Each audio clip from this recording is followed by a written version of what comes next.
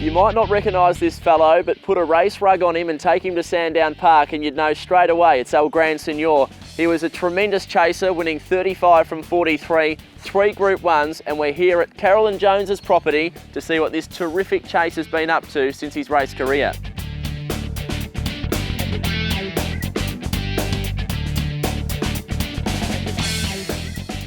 Well, Carolyn, El Grand Senor, what a sensational race career he had. Explain some of the highlights throughout the 35 career wins he amassed.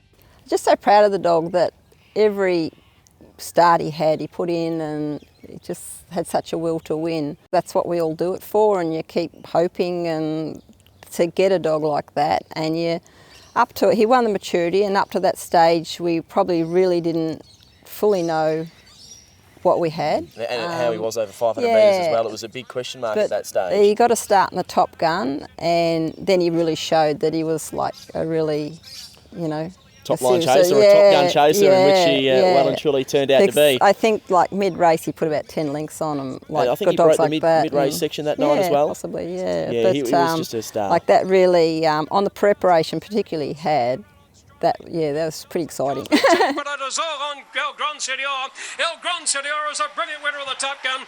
Which was your favourite of his wins? I think possibly the Melbourne Cup. Yeah, that was just like the icing on the cake. It's such a prestigious race as well. Yeah, and that's the top of your game, and he did it so impressively. The reigning Top Gun winner is going to add the Melbourne Cup to the mantelpiece with a brilliant win. Now, during his race career, he had a brief standoff at start. Tell us a little bit about that as well.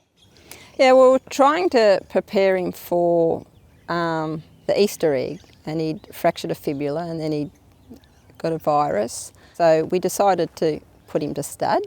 He wasn't ready. He was feeling pretty good. He was, pretty full of himself and full of energy, and I was disappointed that I'd retired him so soon because I loved racing him.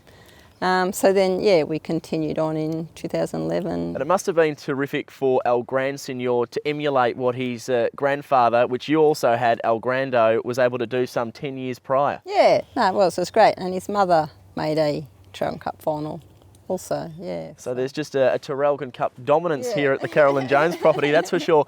Well, we look ahead now to El Grand Senor, who's standing at stud. Of course, he's only been at stud for probably, 2 to 3 years, so his youngest dog's on the track probably at 3 years of age now. Heading towards 3 years old, yeah. And he's got some very, very smart types. One that I like, Carolyn, it's Wild Douglas. He's won about 10 from 15, and he shows very similar traits to El Grand Senor. He's quick early, and he knows how to find the line. Yeah, it's like he's putting pace into the pups, and they're very good chasers. He's currently in Australia number 4 by number of wins. Yep.